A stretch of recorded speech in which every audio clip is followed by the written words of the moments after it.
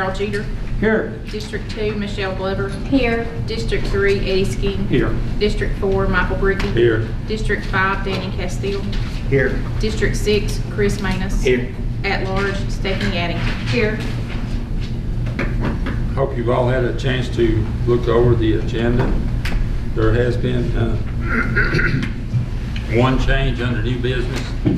The Commonwealth Attorney presentation has been postponed till later, probably. Are there any other changes, deletions, additions? Mr. Chairman, I did mention to you I need to leave by 10:30, and I would like to be here for the appointments, if possible, if we need to move those out. Okay. We'll keep a look at the clock. I hope it's a short meeting today. Okay. Do we have a motion to approve the agenda if there are no more So additions? moved. We have a second? We have a motion by Mr. Jeter and a second by Mr. Manus. All in favor, say aye. Aye. Opposed? Okay. Moving on to the approval of the minutes. Hope you had a chance to look at the minutes. Are there any changes, deletions? Not that we have a motion to approve the minutes. So moved. Motion by Mrs. Addington. I'll second it. Okay, second by Ms. Glover. All signify aye, by saying aye. Opposed? Okay. Next on the agenda is something that I've been looking forward to. We have back in Scott County today with us Mr. Dean Lynch, Scott County and Gate City. He's an old Gate City boy. He is the executive director of VACO. And we're very, very proud of him for being there. Dean helps us a lot in Richmond, so. Dean? Mr. Chairman, board members, it's good to be back home, be back in Scott County. And again, I'm Dean Lynch, the executive director of the Virginia Association of Counties, and it's my distinct pleasure to be here to present a VACO Achievement Award, the first VACO Achievement Award for Scott County. And I'm not saying that it's the first because it's the best program, that it's the first time that you've applied. And so, you know, we really appreciate that, and it's always great to be able to recognize where I came from in Scott County. And you said I was a Gate City boy. I'm a Gate City boy, but I'm also a Scott County boy. My mother used to be county administrator here back in the 70s, and I think I was telling Deputy County Administrator that my first job here was a volunteer. I was a volunteer animal control.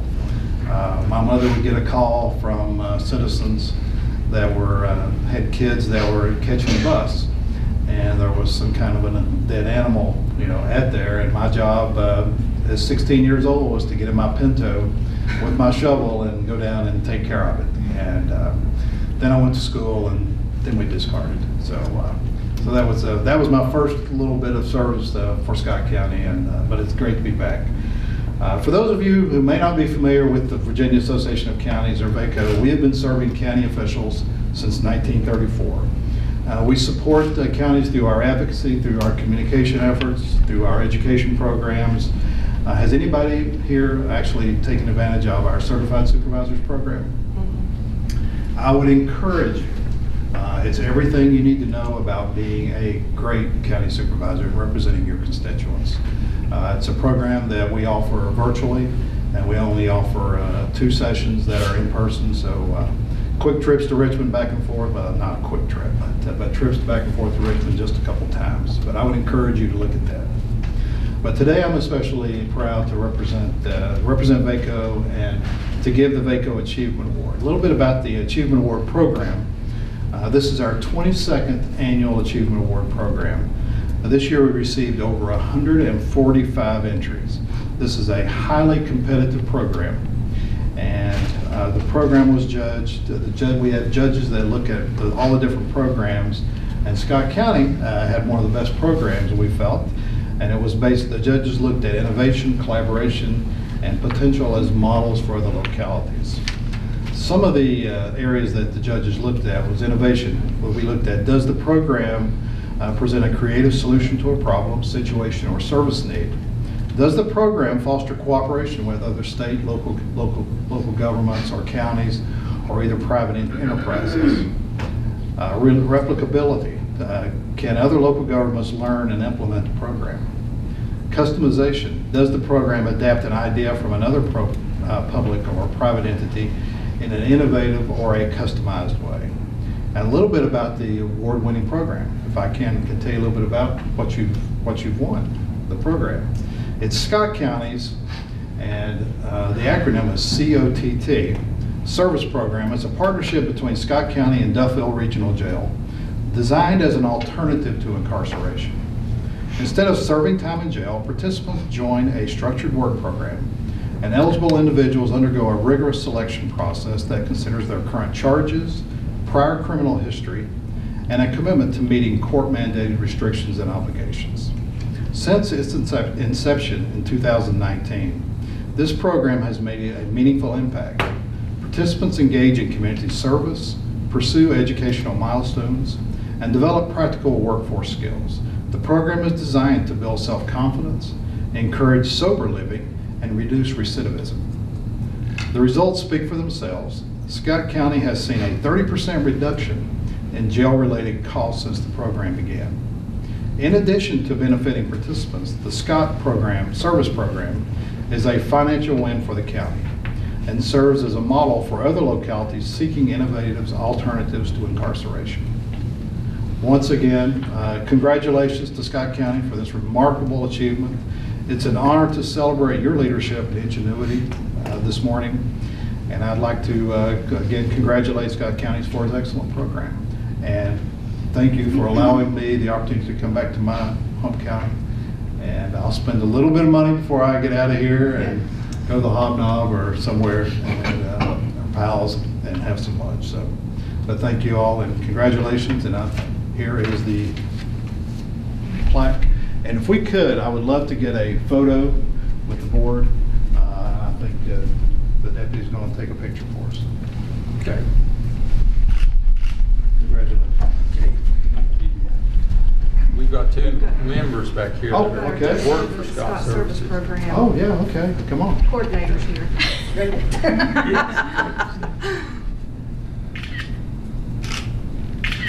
Turn this around, and I want to Yeah. do this.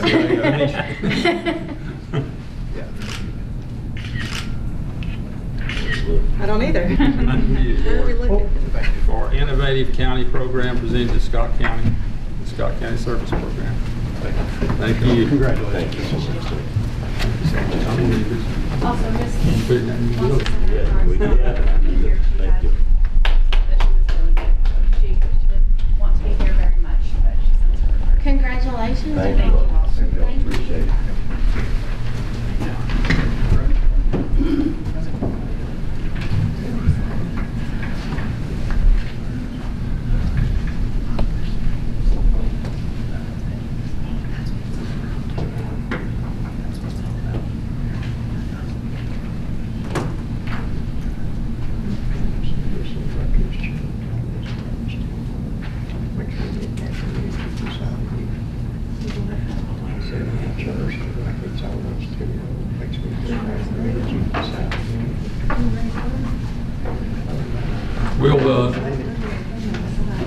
We'll move on into citizens' expression, and there are some rules for citizens' expression that I'll read to you. Citizens' expression period is a point in the meeting when anyone who wishes to address the board may do so. If you wish to speak, please come to the podium and state your name, where you're from in the county, and or what organization you represent. The board may or may not respond to anything you say, but we will take everything you say into account when making future decisions. Please keep your comments concise and businesslike. No one signed up to speak. We have no particular order. We ask that you take turns and speak your business. Any action will be considered after we close citizens' expression. Go ahead. Are you done talking? Because usually when I start, you try to interrupt me with Fredo and mumbling. Are you done talking? Go ahead. Okay. I try to find the good in everybody. Mr. Bricky, last meeting we was here, Tammy and her little blonde assistant questioned my integrity. and said that I was spreading misinformation. But in July's meeting, in your own words, you said that you wasn't going to call for an exemption. You wanted to go ahead and let her go ahead and taxes, assess everything. And the people can play July's meeting. Usually you do the prayer, but today Danny did it. And in the same breath that you pray for us, you threaten us with the law, escorting us out of here. We're not afraid of the law. These boys put their pants on just like we do. You might be afraid of the law, but we're not. You're going to have to come up with a different threat. And the $20 million courthouse expansion needs to be voted on. We absolutely insist on it. I need you and Frida to explain why IT and you all have to spend $500 a night on hotels. Explain why our Commonwealth needs 6 assistants. If you all had spent $500 on a hotel before you got a county credit card, that would be fine. If you had spent $500 on a personal trip on your own money, I wouldn't say a word about you spending $500 of the county's money. But y'all got a county credit card and you lost your minds. I also heard, and I've yet to find the FOIA request, I'm waiting on it. I also heard that Scott County has a deputy on their list that is on the Brady list. Are we employing, are we paying to have an officer employed by us that's on a Brady list? And the public don't know what a Brady list is. You all do. So I want to know why we're paying for that if we actually do have a officer on the Brady list for the county. I want to know why we're paying for that. Because he can't write tickets. He can't testify in court. Why do we have him employed? We have a new president and the air of BS is lifted. Tammy, in July's meeting, she said, I'm here to do my job. She said it in the wrong way. I don't agree with how she said it, but she was going to do her job. And she said, do I assess it or do I ask for an exemption? And you all said and voted on it, did a halfway vote on it. You didn't really take a vote. You said all in favor and giggled. You didn't take Eddie or Danny or nobody's vote. And you thanked her, thank you for giving us new tax revenue, and we're looking for new tax revenue. Do you remember that, Mr. Bricky? Because you pick and choose what you respond to. Last meeting you said don't believe everything that you hear on social media. Well, they can hear it coming out of your mouth on YouTube. You was all for the taxing. An exemption wasn't mentioned, an ordinance wasn't mentioned, and you all threw Tammy under the bus last month. So the air is lifted. We got a new president, and it'll take me till the first of the year to start this project because of Christmas and New Year's and everything, but I'll have plenty of help. And I'm going to get 500 signatures to remove you from the board. You can bet on that. You all have a lot of friends, but you've made a lot of enemies. And you all will have to pay this woman back the taxes that she's paid. If you all exempt loggers, you're going to have to pay her back the taxes that she's paid. Yes, good morning, Mr. Chairman and the board. May it please you. I want to introduce myself to you. My name is Rob Starnes. I'm an attorney in Gate City. I've been an attorney for 24 years. Prior to that, I worked for the Cumberland Valley Area Development District. Was a city planner and was a transportation planner. I administered a grant through the Economic Development Agency, a grant that was written to Atlanta, Georgia. And we put in a 90-acre industrial park in Rockcastle County, Kentucky. Today, that park is full. I've applied to be on, to help with the Economic Development Authority. And I'm happy to help. I'm here to help if I can. I've got some good ideas. It was nice to see Mr. Dell Lynch this morning. I remember when he was throwing footballs. And it's been a long time, but it's very welcoming to see him come back. I think that we need to get some CDBG projects, applications into the state. When I worked in Kentucky, the deadline was usually February, and they were announced in May. I think I saw online that The deadline's maybe April or May here, and they're announced in the fall. We need to focus in Scott County on what we have, our strengths, right? We need to work together. And you know what stinks about being a lawyer sometimes is it's adversarial. You go in court, you're fighting the other side, and you know you're trying. It's kind of like a boxing match. The judge keeps it under control, but you're trying to win. But the county, what was great about city planning was you're working together. Lawyers, engineers, architects, county administrator, the board of supervisors. You're working together cooperatively to bring about economic development. Now, I wrote a grant. I wrote a grant proposal. I think it was for a woodworking facility. It's easy to get a grant in Appalachia for a woodworking facility, right? People like dulcimers, people like that's something we could get. But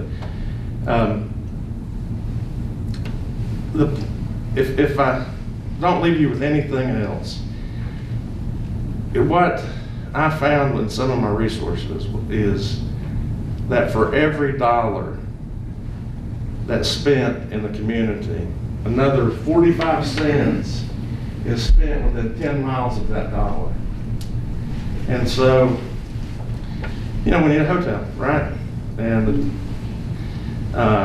we need good terms on a hotel, but if you're industrial recruiting, you let them stay in Kingsport or something, we really do need a hotel. Maybe we need to negotiate, right?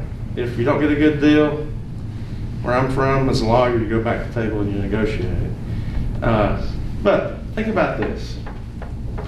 Based on this study that I found, for every $1 million in sales that hotel makes, that you're going to have sales revenue, you can increase the hotel tax, okay? Think about that too. For every $1 million in sales, there's an additional $450,000 of money that's spent in the community. Burger King, Carterfold, Mexican restaurants, campus, Hobnob, right? Hobnob. I would have picked campus, I'm sorry. But you got to grab every dollar. And so when I became a lawyer, my Uncle Allen gave me the best advice that I ever got. Uncle Allen said, "What are you going to do, Rob?" I said, "Well, we'll do some wills and trusts and we'll do some car accident cases.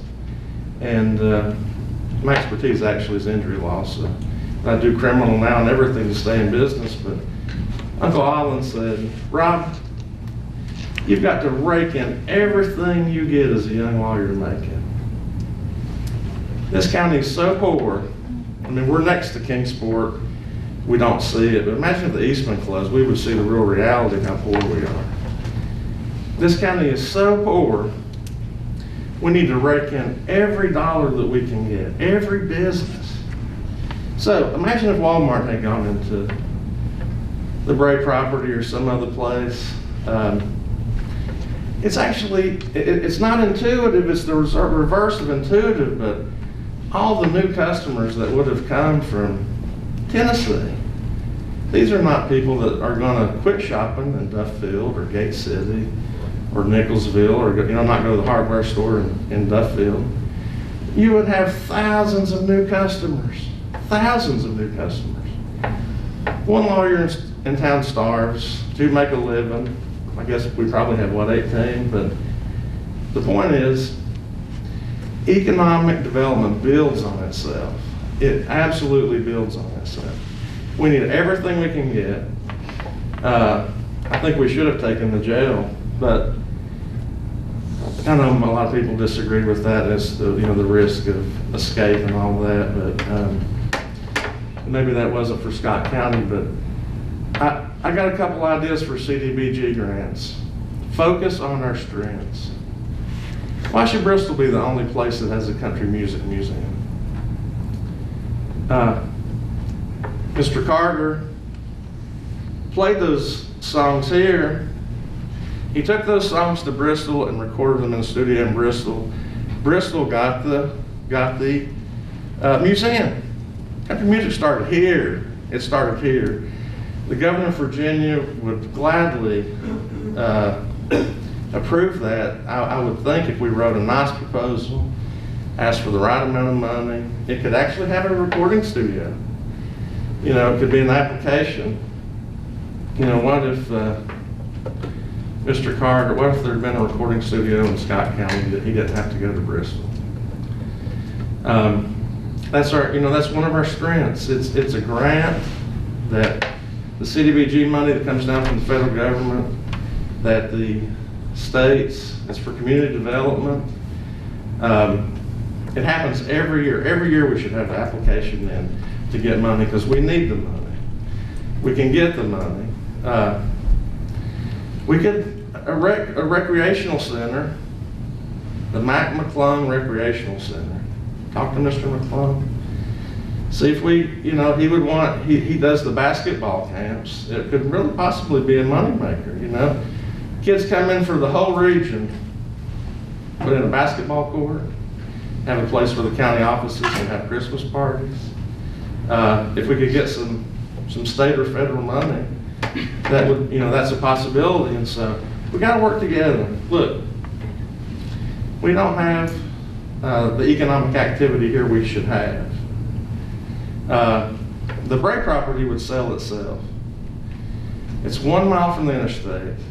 It's 9 miles from exit 8, which is where 2 interstates cross. That will sell itself. I think maybe it should be rezoned to include commercial/industrial. I've got a letter that I've drafted that I'm not giving you today, but I've written to Sellers in Beloit. They are an ammo manufacturer. You remember in 2008 when there was an ammo shortage, when Obama was in the presidency, rumors were he was buying up shells, and then I guess maybe the truth was that the country went hysterical in buying up ammunition. So in the southern part of the United States, you couldn't get it. If you look on a map, and I'll bring you a map one day if I'm invited to come back. If you look at a map where all the ammo manufacturers are, Lone Oak, Arkansas is Remington. Olin Corporation, which is Winchester's, Illinois, and now they've opened a place in Mississippi because the laws are more favorable in Mississippi. Magtech's in Minnesota. There's one in New York. Hornady's in Nebraska. There's no ammo manufacturer in Virginia, Tennessee, West Virginia, or Kentucky. There is one in North Carolina, and there's now one in Savannah, Georgia. But you couldn't get ammunition. Ammunition is not really that harmful to the environment. Put some powder in a shell, take a press, stick a bullet in it. It wouldn't be something that would be too harmful to our environment. But it's something that we could do. We could send a letter to them. They're part of the Cult CZ group. They're in Czechoslovakia. They're part of the Cult CZ group. They have 2 manufacturing plants in North America. One's in Canada, one's in Mexico. With Trump taking the presidency, what my letter is going to say is, look, we're equidistant between your factory in Canada and Mexico, and we're equidistant. And so with the tariffs that Trump's going to put in, at least 25%, right, on Canadian goods, on Mexican goods, he's going to do away with NAFTA, which I think he should. I'm all for that, but it means there's a grab to get manufacturing back in the United States. This is something, it's worth a fishing expedition to see if they'd be interested in coming looking at some of our properties. The other thing that I did when I was at the Cumberland Valley Area Development District, I was the transportation planner. And Under the Intermodal Surface Transportation Efficiency Act, the 20-year transportation plan for every state has to be read, and there has to be public hearings. It has to be read to the public. Our planning district had a contract with Kentucky Transportation Cabinet to read it. Every quarter I read the 20-year transportation plan. People would show up just like this, and they would say, we don't want this road, we want the other road. I would take the minutes of the meeting, I'd send it back to the Kentucky Transportation Cabinet, and I would say, my committee has numbered the priority of these projects differently. You know, please take it into consideration, but we need that bypass that's been in the works for 25 years. All the construction jobs that would be here, if we had a hotel, if we build a hotel, they'd stay in the hotel instead of going to Kingsport to get the road built. Antioch and Nicholsville will develop like you wouldn't believe. That area would develop. You would have Dollar Generals and maybe a doctor's office. I think another thing that we could recruit is medical offices. I had a medical malpractice case that I tried in Washington County, Tennessee. Judge actually dismissed it on summary judgment, Judge Seeley. I appealed it to the Tennessee Court of Appeals. And what I showed him was, look, I attempted to put into evidence that this doctor from Harrisonburg, Virginia, was similar to the doctor, it was an OBGYN, not an OBGYN, but a gynecologist, that this doctor in Harrisonburg was similar to this doctor in Johnson City. Tennessee has what's called the locality rule. You have to prove that the doctor's the same or similar specialty. And so Virginia doesn't have that. It's really hard to sue a doctor in Tennessee, but it's just not really relevant to this topic. But so the Tennessee Court of Appeals bought my argument, right? There are the same specialties listed, advertised in the phone book in Harrisonburg as Johnson City, Tennessee. Harrisonburg's a little bigger, but it's similar to Johnson City. Well, what we could do is somebody just needs to look through the phone book of Roanoke, of Kingsport, of Johnson City, of Bristol, and compare, and Knoxville and Nashville, compare specialties and look and see what type of doctors we don't have in the Tri-Cities and what type of doctors we don't have in Scott County. We don't have a dermatologist. We can write letters to these places in Knoxville, Nashville, Roanoke, and say, look, we don't have a dermatologist. We've got all this space, River City, Gate City, Antioch. If we build the road, we could put up some nice doctor's offices. People from Tennessee would come here to go to the doctor, and those would be the types of jobs that you would want because it's not harmful to the environment. It's good, high-paying jobs. They're jobs where people are going to have to go to the doctor. And in the same time, we are providing a need that Scott County really has. We don't even have a hospital. You know, we could have an urgent care. Urgent care could go in. But anyway, that's me. I'm from Scott County. I grew up in Gate City. Played football for the Gate City Blue Devils. Was a one-year starter, all district my senior year. The team, the junior year was so good I hardly didn't get to play, but we went 13-1 that year. But if I can help, I'm happy to. You know, sometimes practicing law is a burnout, right? I mean, you're tearing at each other's throats, and this is a place where we should come in here. We should all, we should all be working together, building each other up, and focusing on what we can do. We could have a country music museum. That's a perfect. When I was in, I'm rambling. I'm actually late for Court and Wise, but I wrote a grant when I was in Kentucky. Jim Cass was my boss. John Bruner was the executive director of the Cumberland Valley Area Development District. But I wrote a grant to save Camp Wildcat. It's out in the middle of the woods. It's in the middle of nowhere.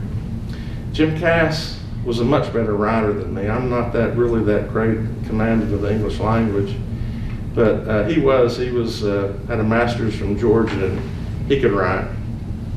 But he said, Rob, I've done this for 5 years. I'm tired of writing this. You're writing it this year. And so I got it. I looked at it. I studied it. I couldn't change any of the words to make the words better. But I sold it like a used car. I went in. I said, look, Jim, you're competing against Perryville. It's the largest battle in Kentucky. There were thousands and thousands of casualties there, and maybe 20,000 people were killed there. I don't know. Mill Springs was also a fairly large battle. Camp Wildcat, only 14 people got killed. They didn't even know that both armies were there. They were just camped in the woods on the way to Mill Springs, and the pickets accidentally ran into each other. I'm like, oh man, the Union Army's right here. And, I was telling Danny it would surprise you though, but in Kentucky, for every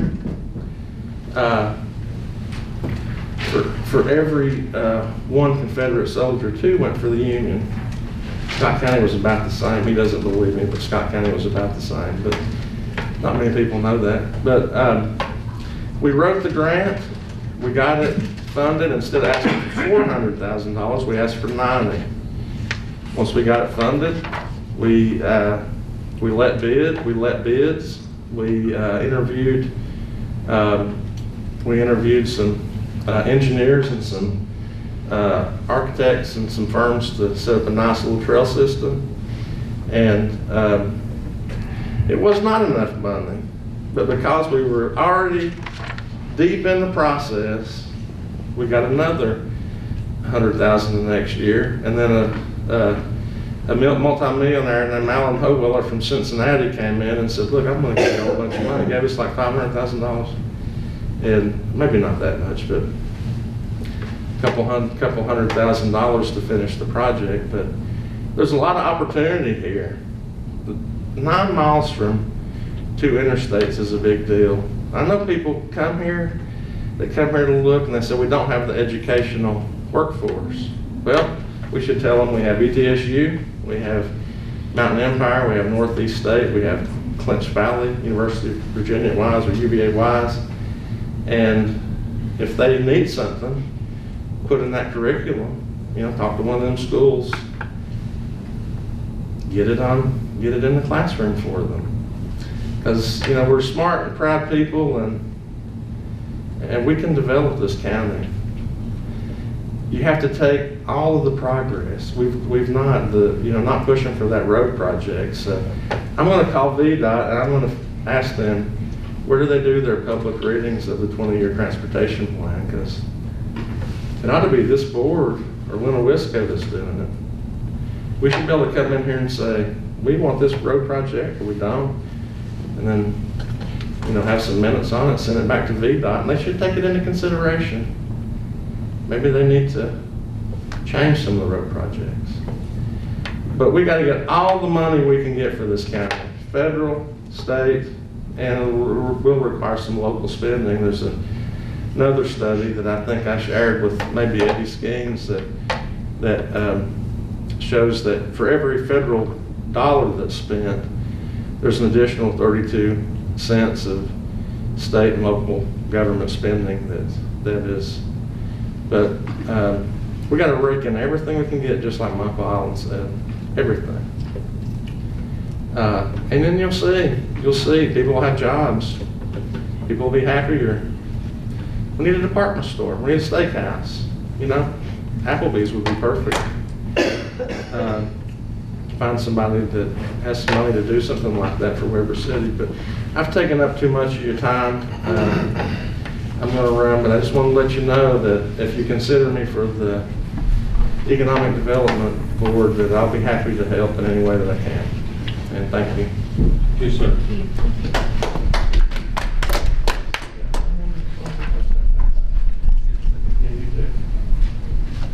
Is there anyone else for public expression this morning? Yeah, I'd like to.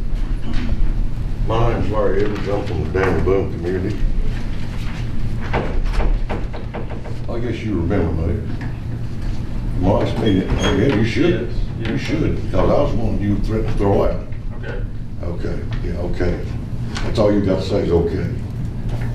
Well, if you plan on having your security to throw me out, don't escort me out. Just take me on down to Duffield Jail, because they tell me they feed a whole lot better down there anyway. And I'd like to ask you one thing. I live in your district. What have you done since you've been in my district? Can you answer that? Sir, this is public expression, it's not a debate. So we will hear what you have to say.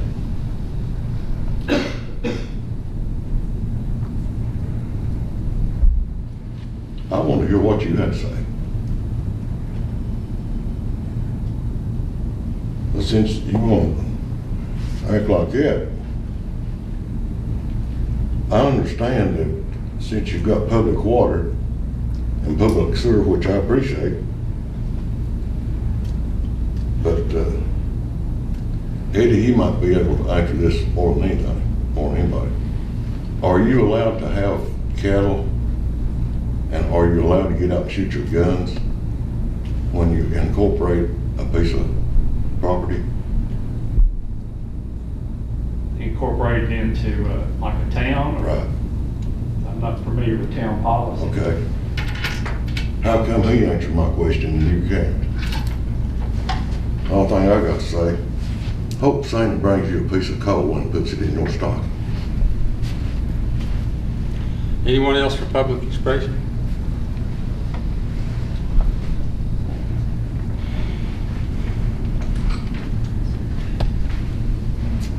Good morning, my name is Catherine Stallard. I live on Big Moccasin, and I'm here. I've had someone ask me to please come and speak for her because she can't get off work and be here at 9 o'clock in the morning. Blakely Peters Taylor has been a teacher at Shoemaker for years, and for over the past year, she has made numerous calls and sent numerous emails on one little dog, trying to get help for one little Jack Russell Terrier. I don't know, I know there is a couple of dog people up there, but if you don't know what a Jack Russell Terrier is, it's about a 10 to 15 pound little dog, house dog normally. But Blakely Peters Taylor has been calling for over a year on this same little dog, trying to get help. She's called Jake Darty, the animal control, Bill Dingus, Frida Starnes, Terry Kilgore's office, Jeff Eads, and she's had no help. Over a year, since last winter, when this dog is tied out 24/7, 365 days a year. It has no straw. It has an igloo, but it has no plastic thing over the door so the wind can't blow in. Turned over water, so no water, no heat source, and it's tied out at the well, actually the owner is Jean Wright at 6159 East Carters Valley Road. She has sent me pictures of this dog. It was 16 degrees a few mornings ago. I think Animal Control went and she called the police and Animal Control yesterday, but no return call as usual. I think Animal Control went and looked at the dog one time and said it had on a sweater. Well, I'd like all of you to go to 6159 tonight and spend the night with that dog tied out, but don't forget your sweater in 16 degrees.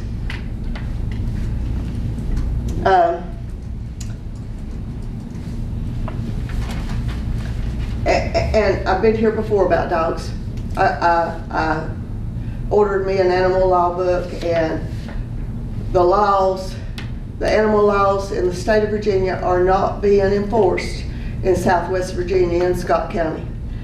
And I'm glad to see Mr. Lynch here and hear that he was a volunteer animal control officer when he was 16.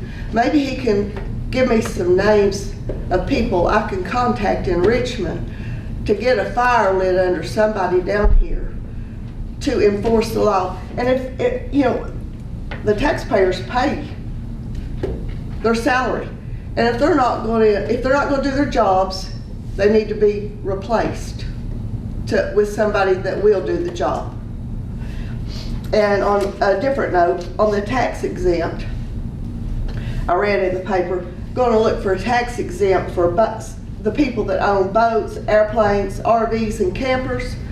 Well, the way I see it, they could afford to pay taxes if they can afford all those toys. But the farmer that is trying to make a living with a tractor, that's the one that needs to be exempt. Thank you. Anyone else for public expression? If not, we'll close public expression and... Mr. Chairman, got to interrupt. Someone mentioned to me this month, when we have public expression, if we don't respond to specific questions following the meeting or the public expression, that it be followed up on our website or other methods in responding to specific questions that are asking for data. So I thought it was a good idea, and I'd like to see that, or the board have that as an option. Couldn't they just email and ask for that? Or Well, they're asking during public expression for specific. One that comes to mind, Mr. Steffi last month asked for the cost of operating Riverside utilities costs. Something specific like that, I think we could respond to. we have that information?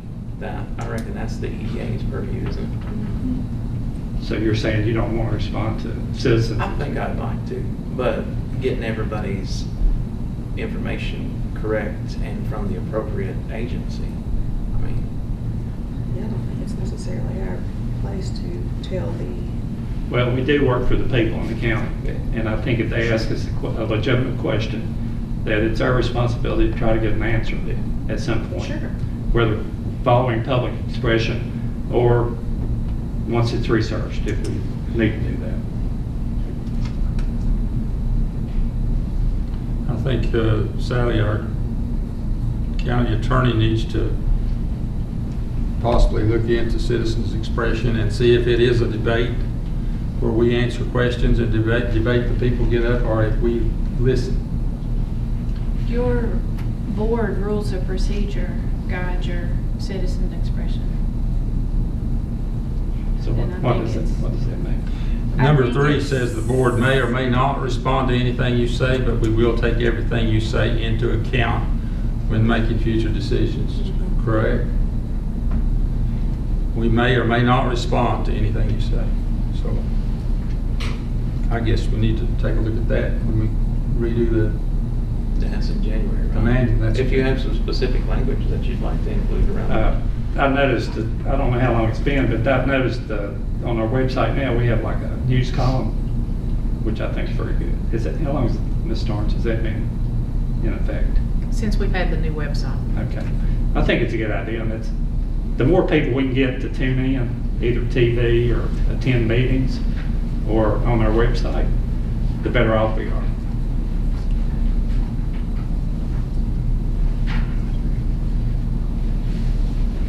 So we're gonna maybe look at incorporating something into our rules of procedure in January then? Yes. If you want to look at the specific Okay. language for that. Sounds good. I've got some changes I want to make to the rules of procedure, sorry, this year as well. But we'll talk about that in January. We'll move on to, where is it?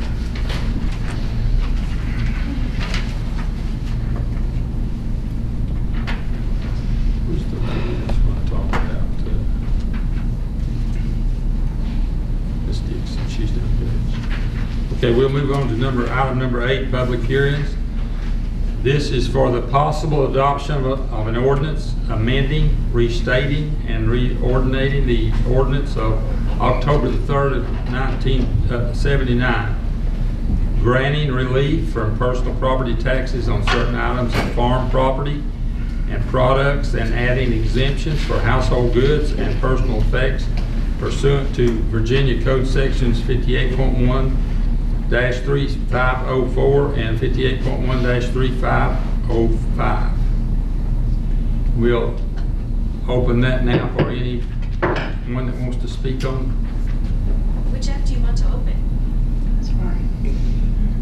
Is there any discussion among board members about the adoption of this ordinance, exempting farm property and products and adding exemptions for household goods? Yeah, I would just like to know, like, you know, if we're amending and restating and reordaining that ordinance, what does that mean? Sally, you had mentioned like this ordinance had gotten lost in the process over the years. Yeah, I said at the last meeting we didn't have an ordinance exempting farm equipment, but Gary Baker's reference to Jack Stallard's time on the board, I went back and looked in the minutes and found a lost ordinance from 1979 that didn't have a number, had not been in our ordinance books, just was in the minutes, but no way to know it existed. So that's the reason it's referenced as October 3rd, 1979. Because we have that on the books, we need to bring in that ordinance to what we're doing now. So the language about amending, restating, and reordaining, we're updating that ordinance from 1979 to add the household goods and other things that have been added to that code section about the farm equipment since then. And last meeting, there was some discussion on forestry equipment and whether or not that was deemed like agricultural equipment. Is that included in this? Or? Yes, the forestry equipment is included in that statute, so it's included in this ordinance as exempt personal property. So just to clarify for everyone listening at home or listening here, this ordinance is to put a monument in for exemption of farm equipment and forestry equipment and personal goods pursuant to that code. You said there was a lot of things in there, such as like paintings and jewelry and all that, and all that is still exempt. Yes. It follows the code sections that exempt those things, that allow you all to have an ordinance to exempt forestry equipment that is part of a farm as personal property. Would also, that was on that one last month, utility trailers, is that going to be on this also, or is that going to be a separate thing? That's not in this ordinance. Right. Because I don't see an exemption in the code Right. for those.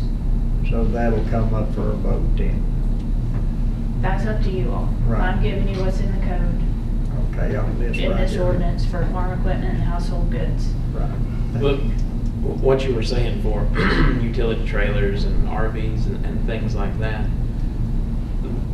due to the Dillon rule, right, that we can't exempt those, or we can exempt. I don't see the authority in the code, which Okay. is the Dillon rule that you have to follow. Okay. You have to have the authority in the Virginia code to have an ordinance. It has to say specifically that you can have an ordinance on these things. And we have that for what's in this ordinance. We have that authority.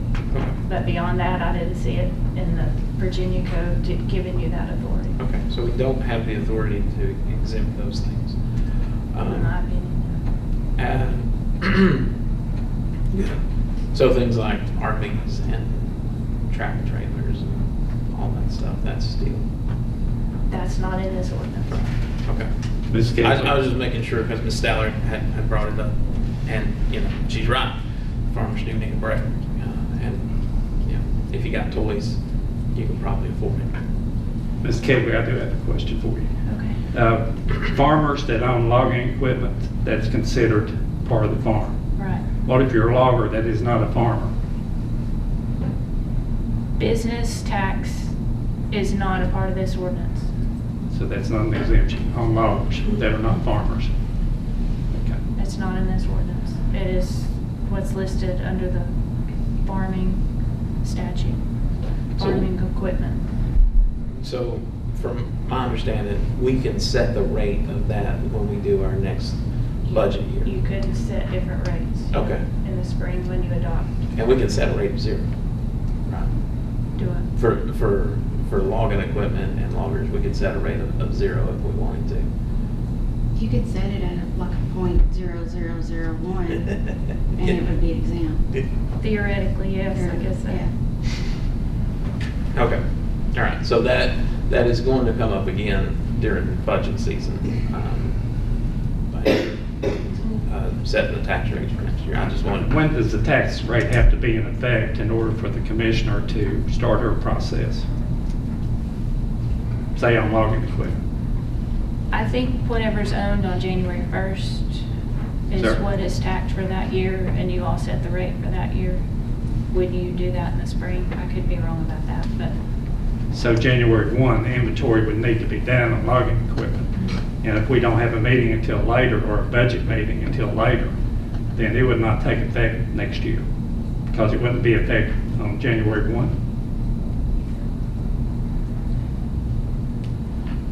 that's out of my expertise about when the tax rates are effective that you adopt in the spring. I don't know if that's for that year, January 1st, or if it has to be for the next year. I don't know. Somebody else will have to answer that. Ms. Tiller, do you have the answer to that? Or do you understand the question? I do understand the question. I feel like the tax levy, I know the levy rate has to be set 90 days before we run the books. It's 90 days that the levy rate has to be set. But if we pull it in January, or we're trying to do it in January and we're not processing, we won't have that information to put that on in time to do our book for like 2025. It's the way I feel would be the right answer. It would be for 2026 if you set that rate up in the year like you normally do. If you're looking at the rate for the real estate, the personal property, like you don't normally are looking at each year, it would be along that time that you would be setting that rate as well. So I feel like that would have to probably fall in for the 2026 year in that situation.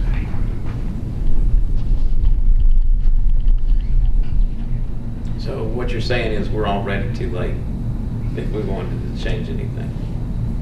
I feel like that would be the case, and since, and this is just my personal opinion and how I'm gonna handle the RVs and the utility trailers, since there isn't a way to do that, doesn't look like, I'm just gonna pull them in and send them on as the personal property rate.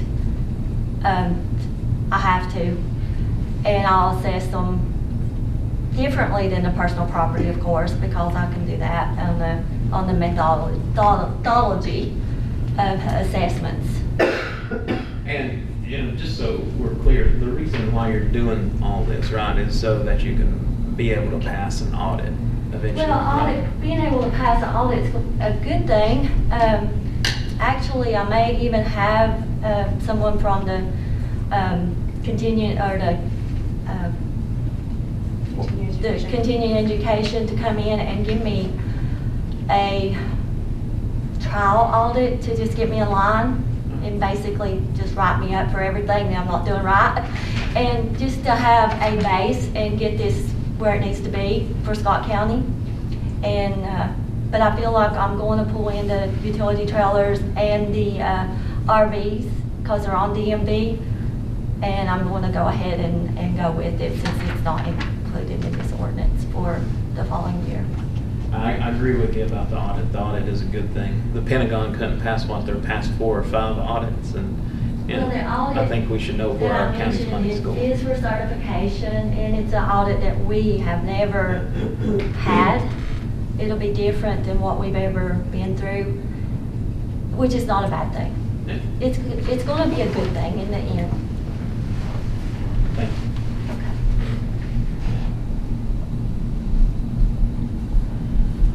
Further discussion on passing this ordinance?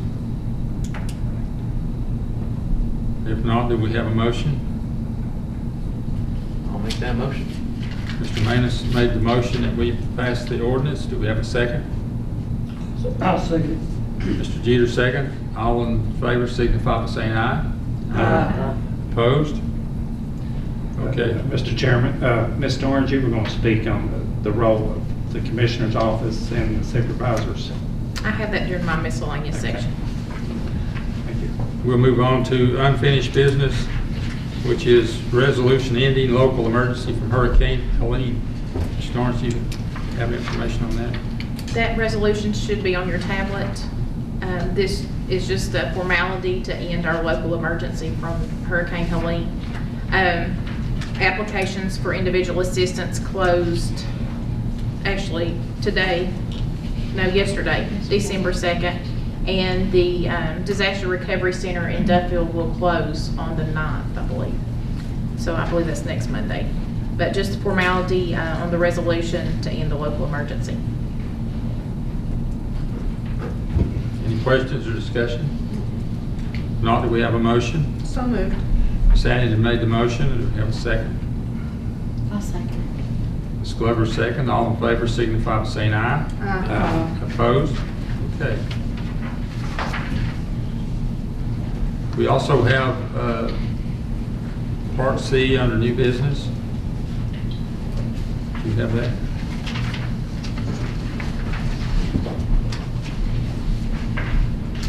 We have the I'm sorry. Yeah. Marked off the wrong one. Sorry, back to new business, Part B. Ms. Carol Dixon is here with the Scott County Community Garden for a presentation. Ms. Dixon.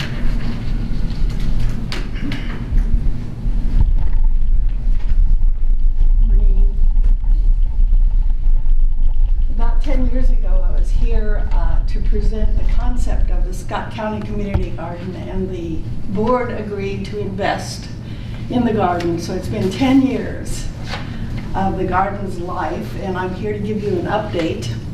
I'm Carol Dixon. I'm secretary of the Scott County, of the Southwest Virginia Community Foundation, and one of the master gardeners who was the designer and implementer for the garden. So the garden was designed and proposed by 4 master gardeners who graduated from the Scott County Extension Master Gardener Program. The garden was constructed in 2014 on land owned by the Presbyterian Church right behind Gate City High School. They have provided free water and a rent-free existence for the garden since 2014. Funds were raised for the construction of 47 raised beds, an 8-foot deer fence, and shed for tools and garden tools, plants, and soils. Contributions were received from the Scott County Supervisors, Scott County Rotary Club, and the Presbyterian Church. The garden has been maintained on a voluntary basis for the past 10 years by the 4 gardeners who set it up. And we're 10 years older, by the way, since that point.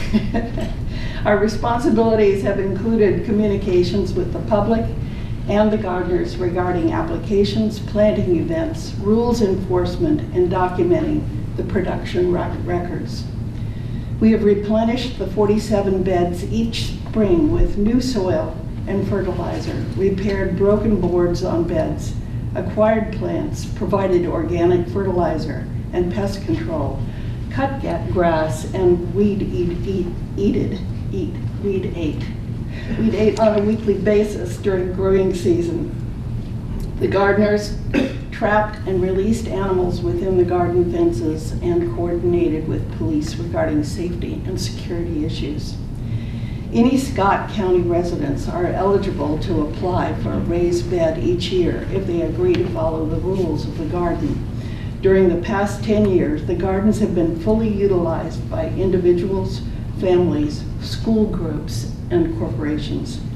Because it is situated on a well-trafficked street, it's easy for gardeners to stop by to water and harvest their crops.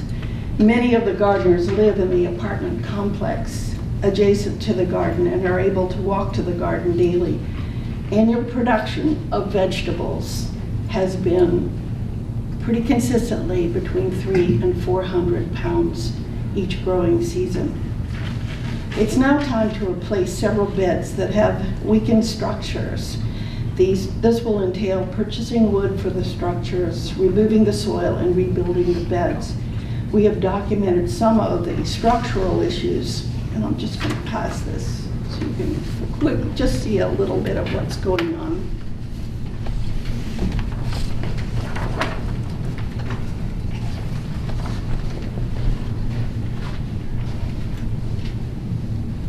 So you can see how important it is for us to do these repairs. As you can imagine, taking the soil out and reconstructing the beds is quite a labor-intensive process. We've done this once before at about the 5-year mark and got younger people than me to help us with this process, and hope to get some volunteers this time as well.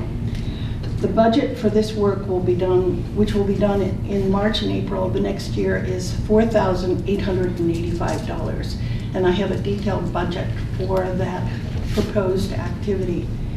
I believe the Scott County Community Garden has proven to be an asset to the people of Scott County and would benefit from the continued support by the Board of Supervisors to contribute to the repairs of the garden.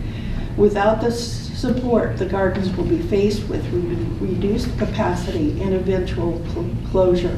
I hope you will contribute once again to this important community activity, and I'd be happy to answer any questions about the garden or some of the benefits we've been able to realize.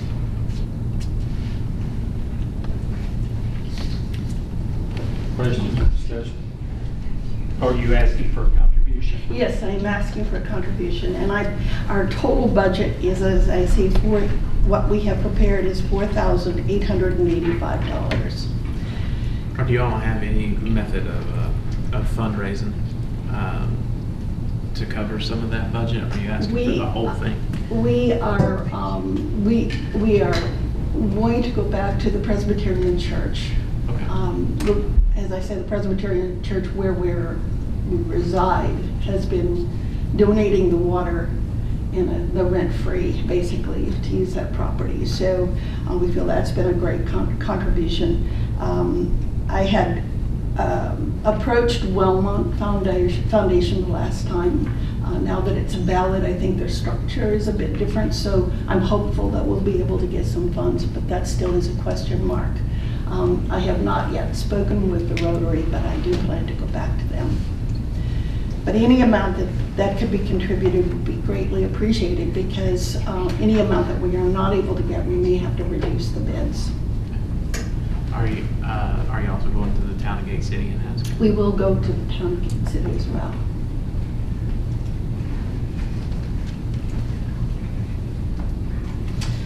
As I said, this is a project of the Southwest Virginia Community Foundation, which is a 501c3, and we'll continue this under the auspices of the foundation. Do you know if there's any grants or anything you can get? You know, I have searched the last 6 months for grants, and there are, I will just say no. They're very difficult to pigeonhole. They can't be existing, some can't be existing grants or existing projects. I've looked at some of the state agriculture grants, and we don't seem to fit those categories. Many of the grants related to community garden development are for urban areas and are state unique. So Georgia, for instance, has a number of wonderful grants.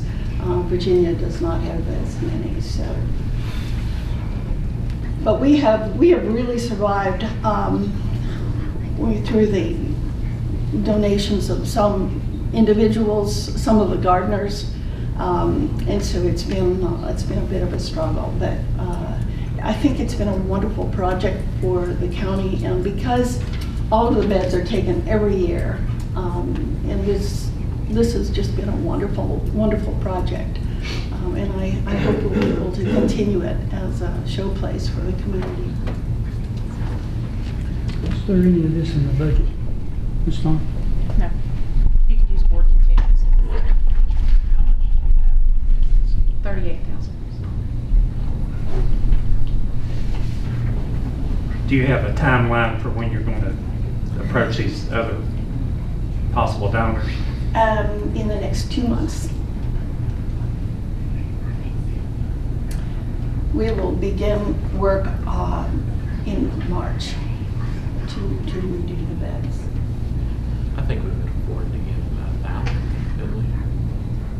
Do we have a motion? I'm asking everybody before I do a motion or that big thing.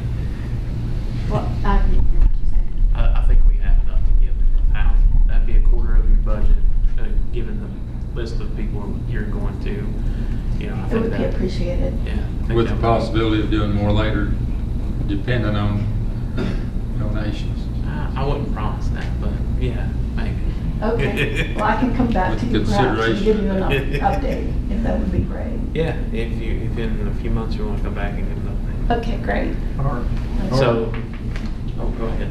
Or let you go and be working on it, see how much you get and see how much that might be a shortfall or something, Okay. then maybe we could help you that way too, if that's I'll be happy to suitable do with that. the rest of everybody else. I'll be happy to do that. Great. Thank you. Okay, I'll see you thank back you. soon then. Thank you very much.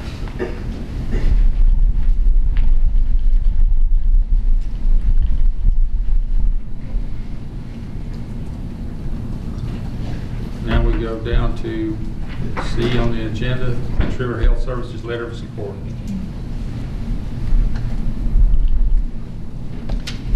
Have you all had a chance to read on your laptop the letter?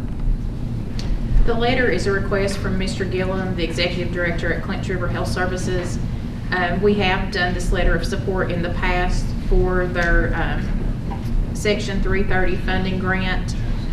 The letter just states that we're offering our support for the service area competition grant application for Clinton River Health Services for Section 330 federal funding. No financial obligation on our part, just a letter of support. We have a motion They do to good work. support this. I'll make that motion. And I sit on- I think we had so many this time. I actually sit on that board too, so You want to make a motion? I You can. make the motion. Okay, Ms. Ames I made the would love motion, to, Ms. if Glover, we can. second. I'll All in make the favor motion. signify by saying aye. Aye. Opposed?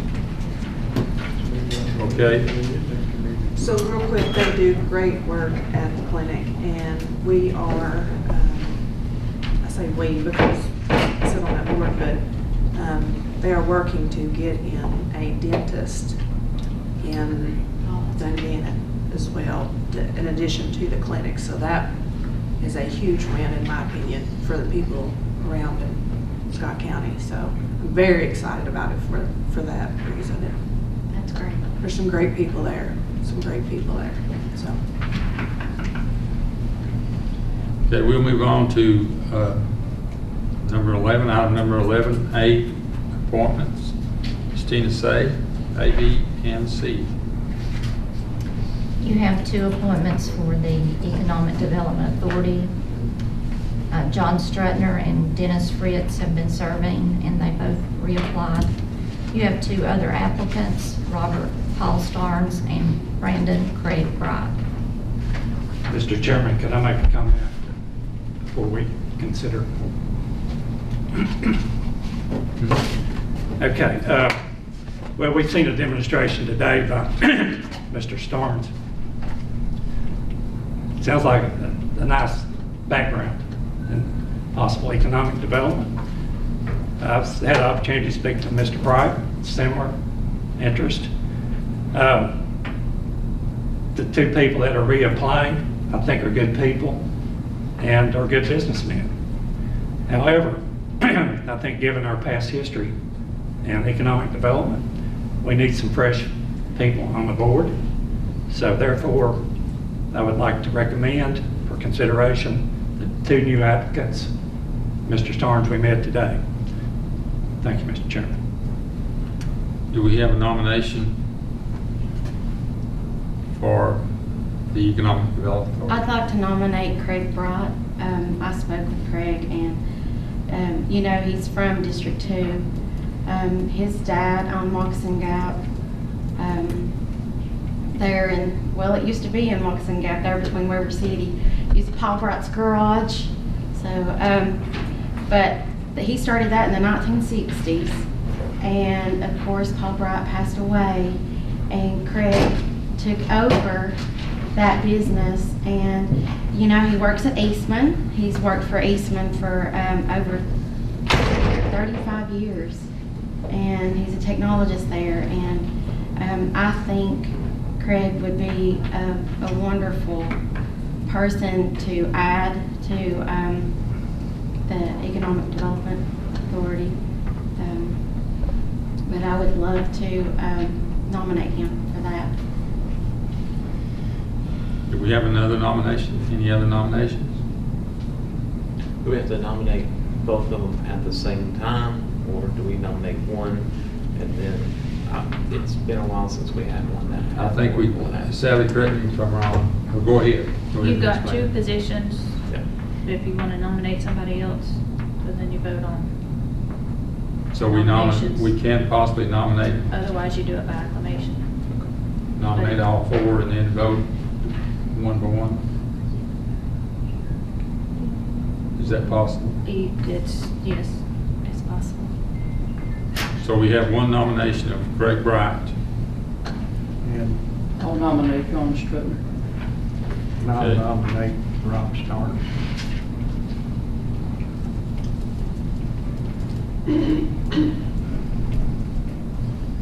C3 was Rob Starnes. Right. Well, I will nominate Dennis Fritz.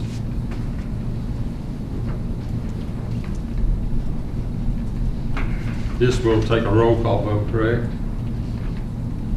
You take a vote on each one. Yes. I mean, or A you- roll call on the first one. Since there's multiple positions, how's that going to work? Do we say, do we take a roll call on the first position and then a roll call on the second position?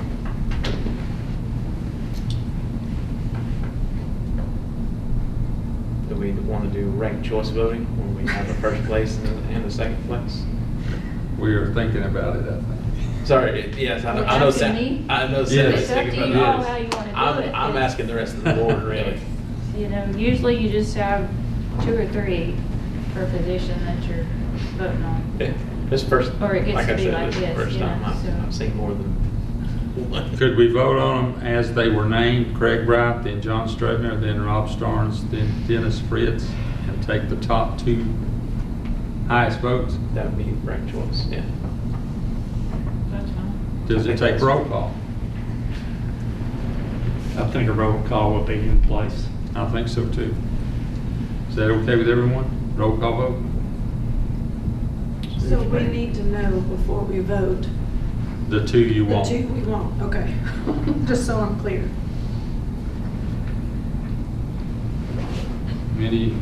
Is that okay with everyone? I think that sounds fair, at the very least.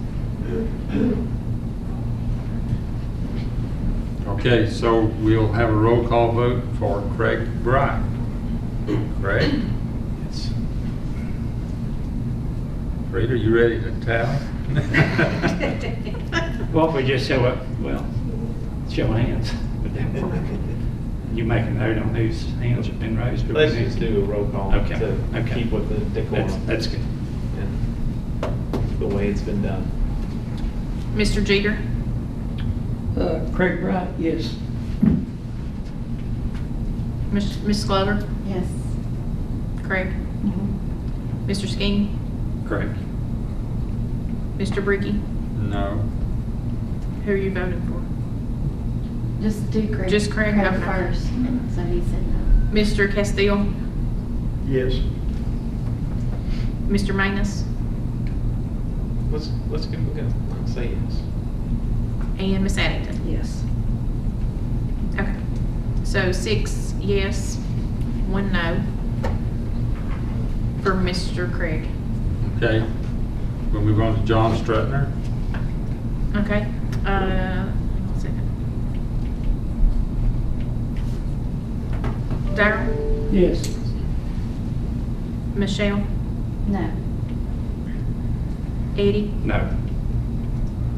Danny? No. Chris?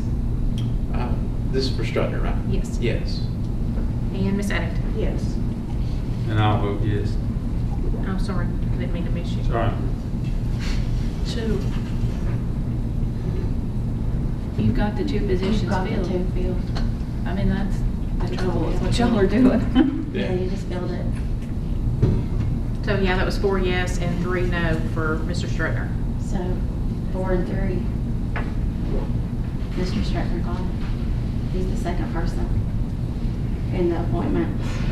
Craig is the first one, and then Mr. Stratner is the second.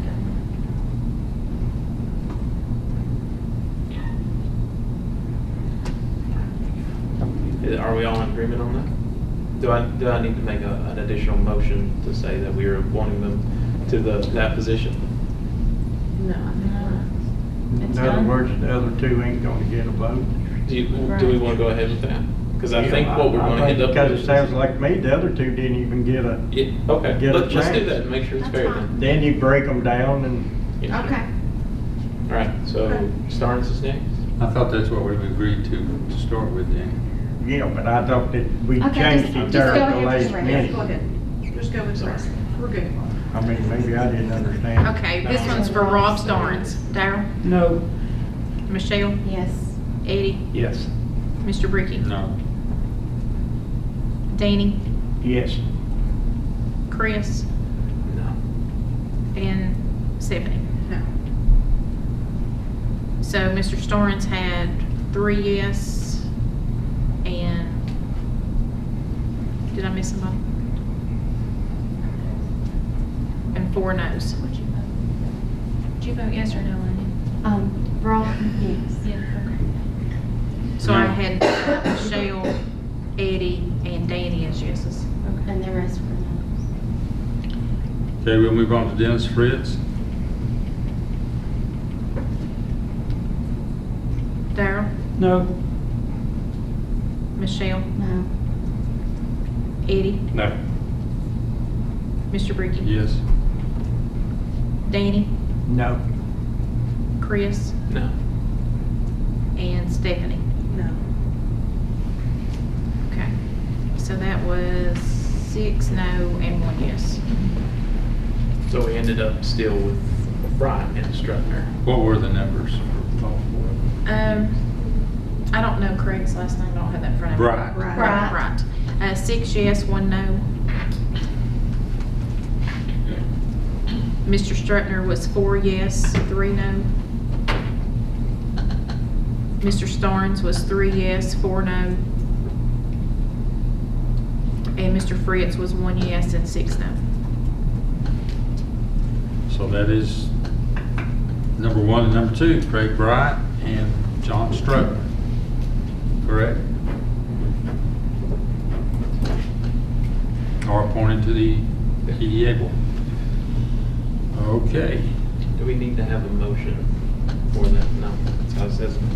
Okay, we'll move on to the Lennowisco board. Tina? Okay, this is a citizen position. Joe Horton has been serving, and he did reapply, and he's your only applicant. I'll nominate Joe Horton. Can I'll you make? second that. Oh, well, we have to. Acclamation. Yes, yes, You want to do that? Vote by acclamation? yes. I say that the Stephanie's next. Nomination nominations cease. cease, And and then we vote by acclamation. Do we have a second? I'll second. Thank you. Okay. Second by Mr. Manus. All in favor say aye. Aye. Opposed? Thank you. And the next one, Ms. Tina. You have one position on the Tourism Development Committee, and you have one applicant, Jennifer Pike, and that is in your folder. We have a nomination. I'll nominate, sorry, go ahead. I'll nominate Jennifer Pike. Chris, I'll second. can you do a nomination? I move that vote, nomination C and that we vote by acclamation. Okay, we have a second. I'll second. Mr. Jeter, second. All in favor, say aye. Aye. Okay, opposed? And next on the agenda is Ms. Kegley's report. I don't have anything for you today. Happy to answer any questions. Thank you for your input on the ordinance. It was very helpful. And it's kind of it's a tricky situation to navigate, especially with what we can and can't do as the Board of Supervisors and what, Tam's office is trying to do. So we really appreciate your input on that. It's very helpful. Number 13 on the agenda is County Administrator's report. Your claims are in your folder on the green sheet. The general fund balance that's shown in Munis is $5,756,871. We do have a higher balance than that. The journal entry from the Treasurer's Office from Bright's to Munis has not been completed on tax collection, so that is why that's not showing in your general fund balance. Claims that need to be approved today, we had early sets totaling $801,356.42, and current claims are $85,816.55. For the monthly total that needs to be approved is $887,172.97. And you have a list of those claims that were over $5,000 in your packet if you want to look over those and see if you have any questions.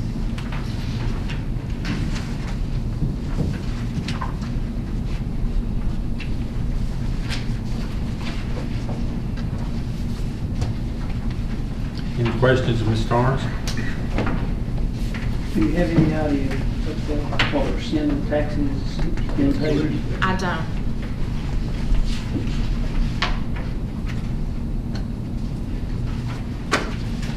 Do we have a motion to approve claims? So moved. Mr. Jeter made the motion. I'll second it. Ms. Glover second. All in favor, signify by saying aye. Aye. Opposed? Okay. And I have a couple things under miscellaneous. Mr. Skeen had some things he wanted me to discuss. The first one I will discuss is the C-Corps update. You all did put in some opioid settlement funds for C-Corps opening in Lebanon. They had 5 participants from Scott County. One didn't follow the rules and was sent back to jail, but there's currently 4 from Scott County still in the program. And another thing that he wanted to discuss was the duties of the Board of Supervisors versus the Commissioner of Revenue. So I took your blue Supervisor's Manual and typed up some notes from that manual, and those are in your packet. As far as taxation, the Board of Supervisors levy the county tax rate. And like you did today, you did an ordinance to exempt farm equipment and personal items. We've already had that discussion today. The Commissioner's responsibility on taxes, she prepares the real estate and personal property tax books and the tax bills. The Commissioner assesses real property and improvements added to the land books between general reassessments. They are the assessing officer in counties in which the governing body so designates and in those which have annual reassessments, which we do not. The Commissioner assesses the taxable value of machinery and tools and merchants' capital and assesses all county license taxes on businesses and professions. And the salary of the Commissioner of Revenue is paid proportionally by the state and the county. That's per the Virginia Code. And instead of just doing the Commissioner of Revenue office specifically, I did include all of the constitutional officers in that for you. And it also explains how their salaries are set and what is provided by the General Assembly in the Annual Appropriations Act, and if the county is putting in any salaries, that's included as well. But you can take that and take a look at it. Basically, you know, it's up to this board to set the tax rates, which you do every year when you adopt the budget. You have a public hearing on that process as well as adopting the budget. And then the commissioner does her part to close the land books at those tax rates and get those tax bills prepared for printing. And then the treasurer collects the tax money. So if if you've been in the treasurer's office, there's a sign there. If you've got errors on your tax bill, you see the commissioner first and then pay your taxes with the treasurer. So it's all many moving parts to make it all work in the county budget and to collect the taxes. But this all came from your blue supervisor's manual, so hopefully it'll be a good snapshot that'll be of some benefit. And then I wanted to give you an update on our annual comprehensive audit. We've had some things to go on this year, kind of beyond the county administrative office's control and the Board of Supervisors control. So our audit has been pushed. It will be delayed getting done. You will not receive your audit report in January to approve. It's going to be late to the state. They are aware of that. And we're working with our auditors to get that process completed, and hopefully probably in March we will have the audit report available and they will come and do that presentation. So I just wanted to give you an update for some of you that's been on the board and know usually you get that report in January. It's going to be pushed back some this year. And that's all I had. I do have you may have answered it, but I missed it. The commissioners, well, the exemption responsibility by the Board of Supervisors is based on what Ms. Kegley said today. On Virginia Code, there are some things that the Board of Supervisors cannot exempt. Is that correct? There are things listed that you can by ordinance, which means if there are things that are not listed under that, then there is not authority. Now, what would be the reference code for that? Do you happen to know? I can give you the reference codes for the exemptions you adopted today. I mean, the ones that cannot be exempted. How do I find that information in the code book? That we cannot There's not exempt. anything that says these are not exempt. There are just code sections that say these things can be exempt if you adopt an ordinance. So you're saying the default position of the code is that certain items cannot be exempt, and then given... The default is you tax. Okay. Based on the Virginia Constitution and the Code of Virginia. Okay. You tax personal property, real property, machinery and tools. That's the default. Okay. There are certain limited exceptions and exemptions from that, and that's what you adopted today. But as it stands, when we leave the meeting today, the loggers that are not farmers will have to submit an inventory to Ms. Tiller. And unless we change the tax rate, it will be levied at the current rate. Is that correct? Yes. Okay. But we do have the authority to adjust the rate. We just don't have the authority, once we leave the meeting today, to exempt loggers. We wouldn't even have the authority today, right? We would have to advertise that ordinance and then change that. Do we have the authority to? There is no authority for that ordinance that I can find in the code to exempt business. We can't exempt them. But we can, personal property. but we can Set the tax tax rate. rate at a different... That's not an ordinance. That's Okay. just a public hearing on tax rates that you do every year in June. If we wanted to do that before January 1st, is there enough time to do that? There's not. And you wouldn't want to do that, I don't think, outside of the budget process.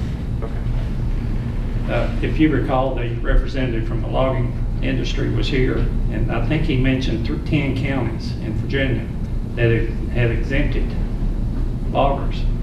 If you had a chance to look at that. They have exempted the logging equipment, just like you all did today.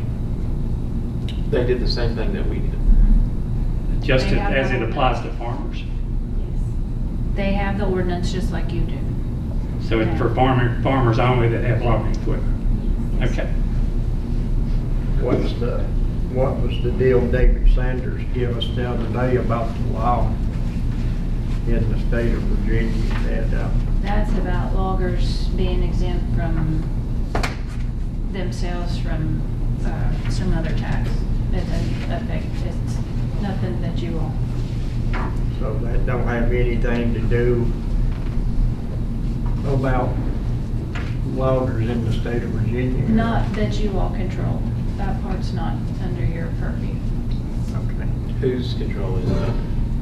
It's just the state code that loggers follow. So if someone wanted to change that, they would have to go through people like Gillian and Kilgore, correct? The governor's office? To exempt businesses, Yeah. that would have to be a change in the code, yes, in the Virginia code that the legislature would Have to pass it on. Okay. So the only exemptions when we leave today are the 501 companies, nonprofits, and farming. I don't know about nonprofits. I think that's, Ms. Tiller, but is that automatic from the state? Is that their regulations on the 501s? The exempt isn't anything you all talked about today. The exempt codes is like the government, the state, the church, the 501(c), the ones that are already exempt by that 501(c). That's not anything you talked about today. So January 1 or whatever, I think May is the deadline for the submission of the inventories. Everything except farming equipment should be submitting inventories to Ms. Tiller. Deadline May 4th. May 1st. First.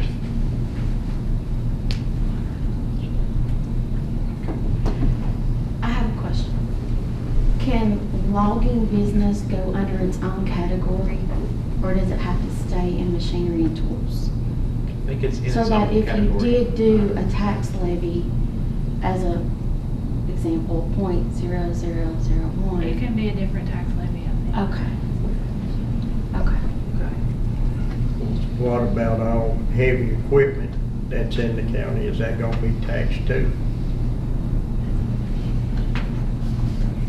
Tammy says yes. That's all in machinery and tools.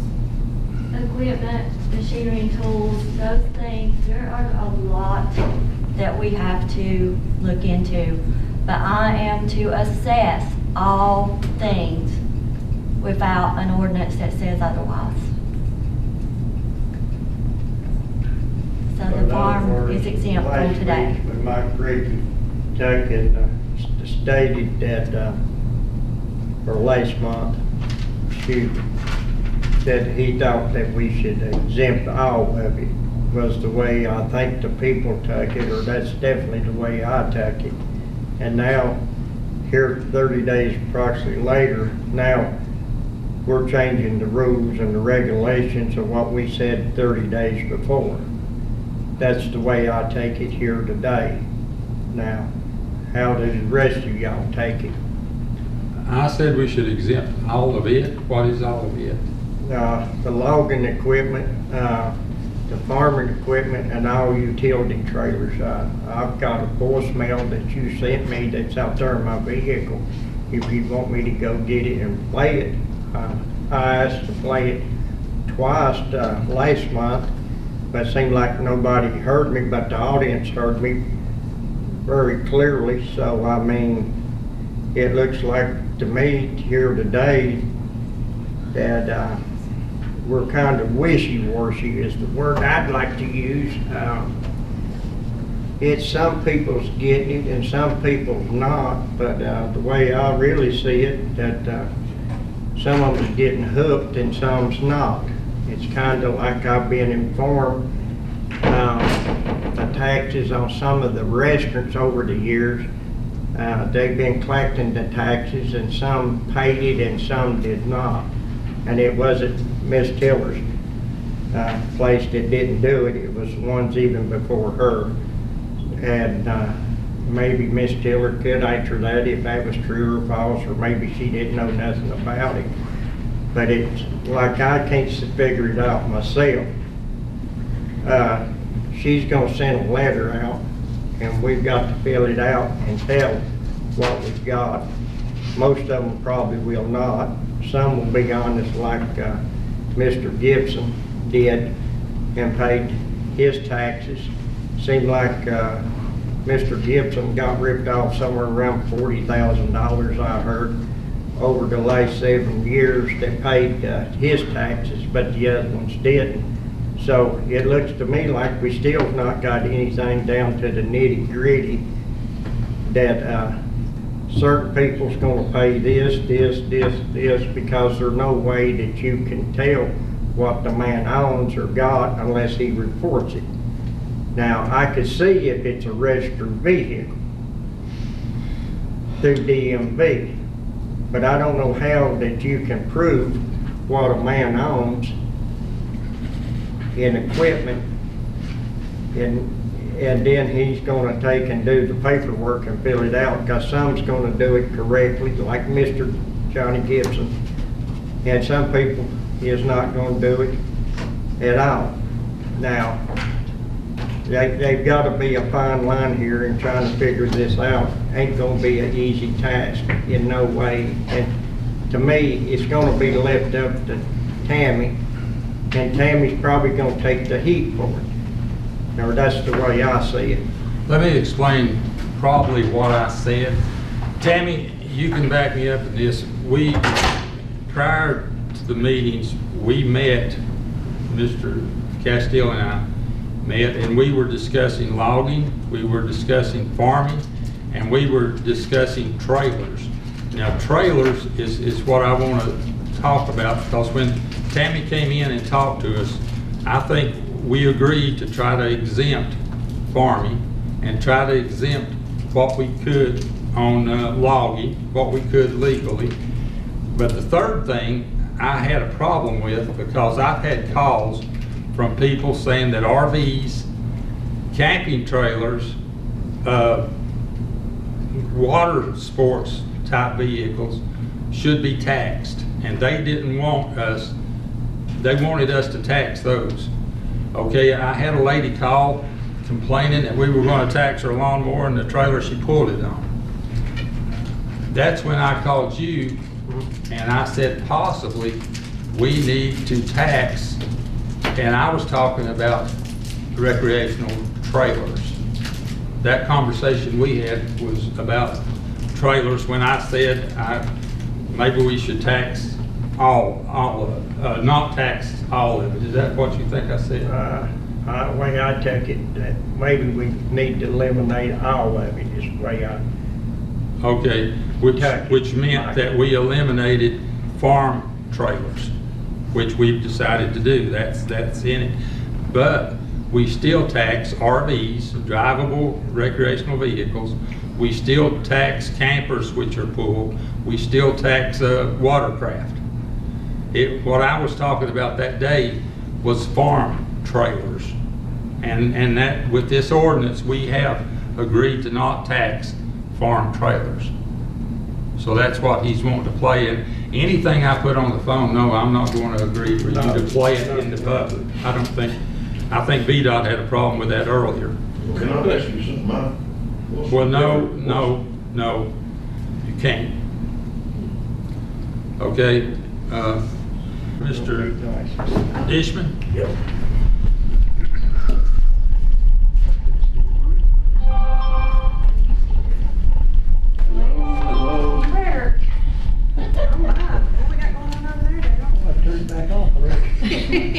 I told you your can-do list was It's all day long. Popular man. I'll cut it off. She's cracking her wheel. She's going to go Aggravation's what it is. Go and said it's approved. Merry Christmas. Merry Christmas.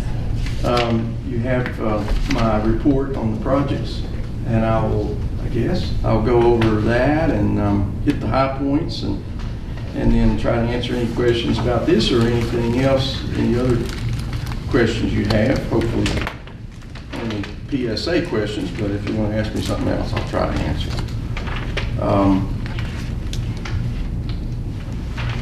The Nicholsville Water Project has been completed since I was here in August. The Daniel Boone Project, we are still waiting on the railroad to schedule an inspector who can be there when our contractor can be there, and it's been a difficult thing. So I'm getting ready to contact congressional office.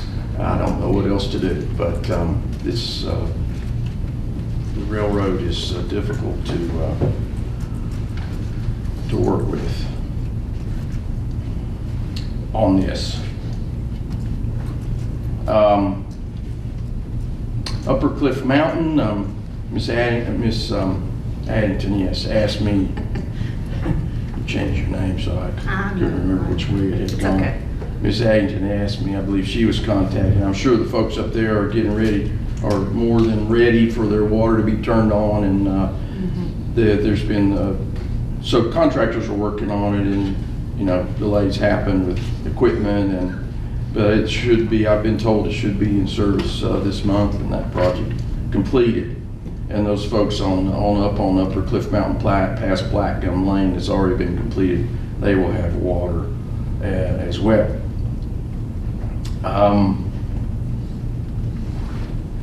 Multi-community project is a project that serves where we're extending water on Federal Road, Shoals Lane, and Hunters Valley Road, and we worked on that this fall, and we'll be getting back to that in the spring and completing it by the spring of 2025.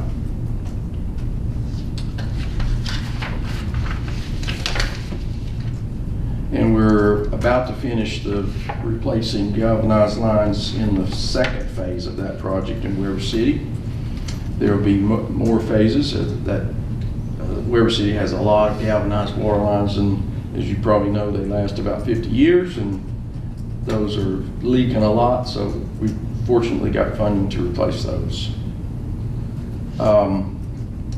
Funded, but not yet under construction, and there's a couple of big ones that I'm sure you're very familiar with, and it's Yuma Sewer Phases 2, 3, and 4, and Hilton's Sewer Phases 1, 2, and 3, and we're excited to soon to be able to go to bid and advertise for bids for Yuma Phase 2 and Hilton's Phase 1, and we're waiting on rural development to give us permission. We expect that to come this month and be able to advertise this month, and then open bids in January. At any rate, construction should start in 2025. I would think by the spring of 2025, maybe before spring. Central Scott Water 2, likewise, we're waiting on approval to go to bid for Central Scott Water Phase 1, and that is on about the same time schedule as the sewer project. We got funding, since I was here, we got funding to extend the Robinette Valley Road water line. So we're calling that Phase 2A. So we will be building that with our crew, and that will be done in 2025. How far down are you going? I'm sorry? Sorry. How far down are you going, Robin and Valley? We're going down to just over the divide. I don't know the address, but the folks are, the home is Mark Phelan's home. There's a church there on the left that we're going to. Those folks are currently hauling water.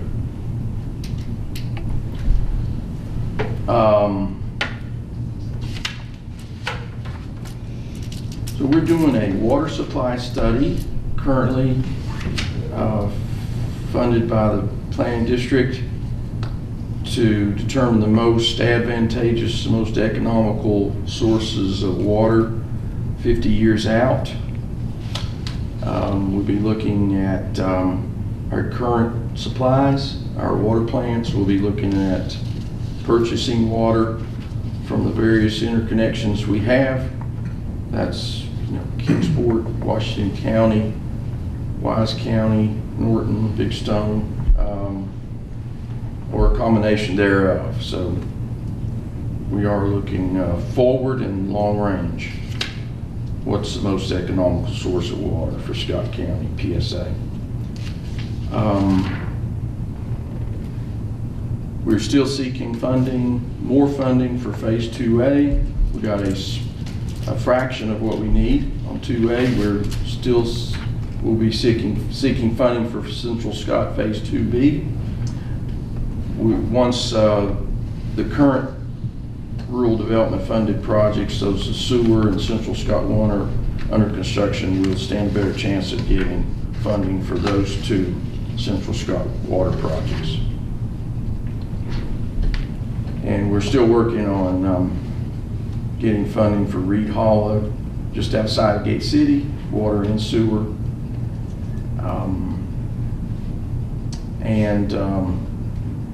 There's work going on to do a Phase 2 in Fairview.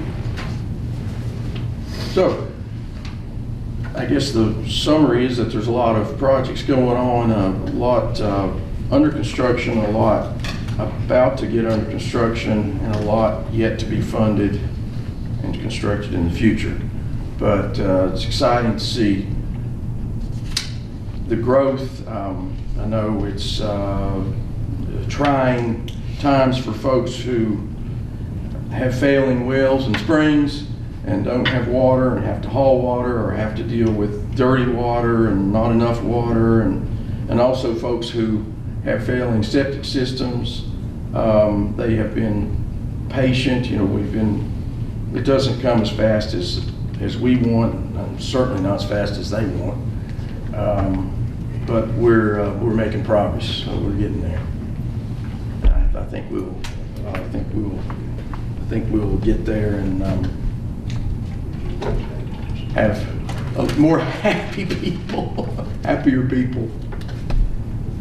That Fairview, Mike, about a mile left, ain't it? Well, there's a lot of roads down there where several people want water. This is one right on guy- Fairview Road. This is one the guy came talk to us about. Yeah, on Fairview Road, there's about a mile left for the 2 houses that want it. Yeah. Is it necessary to run a 6-inch line out there? No, we won't run a 6-inch line. We will not run a 6-inch line. That's what they said on Little Wisco. They said that because of fire hydrants, it had to be a 6-inch. I know. We met last night and Darrell asked. Well, now I don't know the design they're looking at. Because they're talking about bringing it out of Lee County. Right. That might change things. But we don't have fire flow on Fairview Road past even to the fire department. We don't have fire They said it was flow. gonna cost around $100,000 a house, didn't it? It was 3 houses. It was 300-some thousand. I think it was over $1 million to take it down from Scott County. But coming over from Lee County, it's higher than that, isn't it, Mike? The number I got was $388,000 for 3 homes. For all 3 of them or each? Oh, that's for all 3. For all 3. For all 3. But I mean, you can do the math.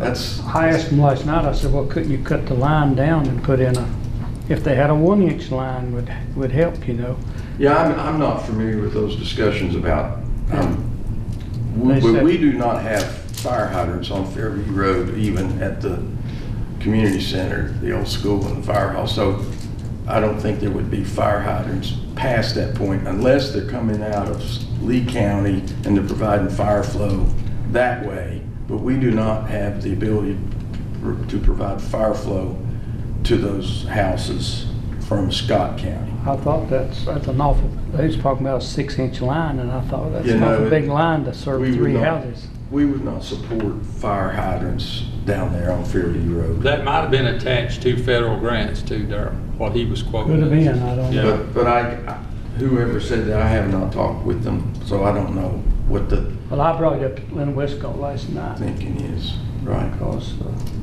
it's rough hauling water this kind of weather, and Oh, yeah. sure. Do we have 6-inch lines down to where it ends? Do you know? I don't know what's, they're either 4 or 6, but I know we do not have fire flow. We cannot, it cannot provide fire flow. Right. I'd say it's 4 probably. And we did not do that because it is a, well, the expense. We did not have enough money and still provide drinking water to folks. And we extended it as far as we could and ran out. And still didn't get to serve everybody that wanted water. So if we had provided fire flow, we would have been able to serve even fewer people. What is the average cost to add a house? You said 388 for those 3 houses down through there. That's 129,000 Yeah. a house. Yeah, that's a tremendous amount of money for a water project. What is your usual cost Well, for adding a house? well, it used to be under 10,000 Okay. a house. Now it's steadily gone up as water systems go further and further out, and homes get fewer and fewer homes, further and further spacing between homes, more water line per house.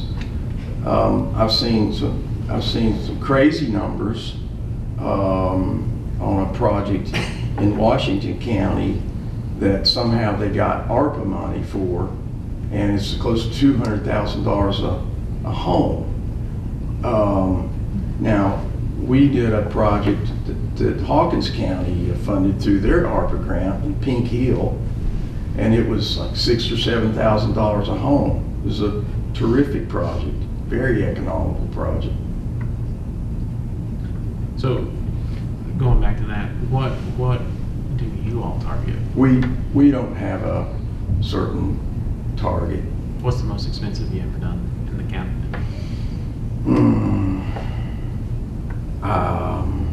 I think we've had, I can't remember, Fairview was pretty expensive. Cliff Mountain maybe, where we had to get. I don't know if we've had any go over $100,000 a house or not, but they've been up there. I'm sorry, I can get that for you though.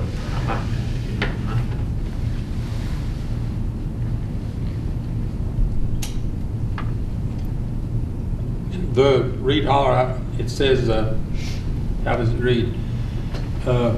From the Gate City town limits to the top of the hill, including side roads. Up to the park's not a side road, is it? Would you go up, will it go up to the park? I just wonder where the park gets their water. I think there may be water on the park. Is there, I think there's a tank up there, isn't there? Is it? Yeah, we don't serve them. I think there's water, public water up there. It don't have to be because the swimming pool was over years ago. Yeah, I think there's already water up there. I know we tried to give them property to put a tank down at Gate City, and we couldn't because it was done by grants or something. Yeah. We couldn't do it. We tried to, they wanted a tank up there, Gate City did. Okay. Have you heard any more from Gate City? I know that Gate City has worked on a proposal, and what I have been told is their lawyer is working on it. They have a lawyer working on an agreement for a proposal, and we're waiting on them to give that to us for review. I got a call from Joy Chapman again the other day. She said, the one that we talked about, she was wanting to know if she could drill across the road and hook on. She's had to pump her septic system again. She was wanting to know, and I told her I thought it was humus sewer was about ready to go to bid. Yes. I told her hopefully as soon as possible. Yes. And then it'll be a couple of years construction, so. Takes a long time though.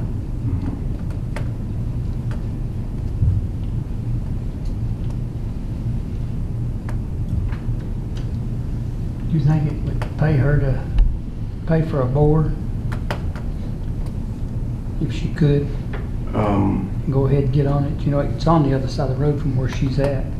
Yeah, I'd have to look at that situation. I don't know what it would cost. Because I'm sure it's pretty expensive. That's the second time she's had hers pumped in the last 4 months or so. Might be cheaper just to keep pumping until the new one's in. Yeah. I just told her what little I knew. Yeah.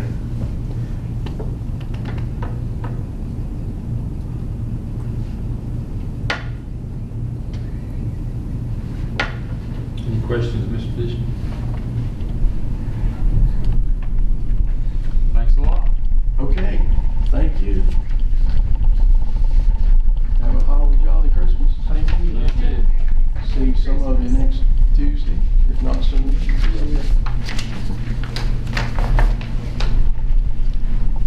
Any comments, quick requests, or recommendations from the board of supervisors? I'd just like to wish everybody on the staff a Merry Christmas. Thanks for the good job you do. We appreciate it. Absolutely. I'd like to make a comment.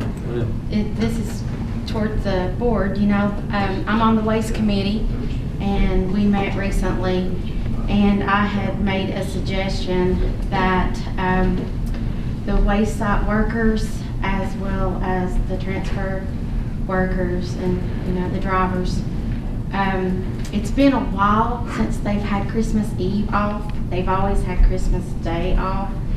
And I would like to ask the board if it would be okay to let the workers off, let the sites close at 8 o'clock on the 23rd, which is Monday, be closed on the 24th and the 25th, and then reopen, the sites would reopen at 7, the transfer station would reopen at 8 on the 26th.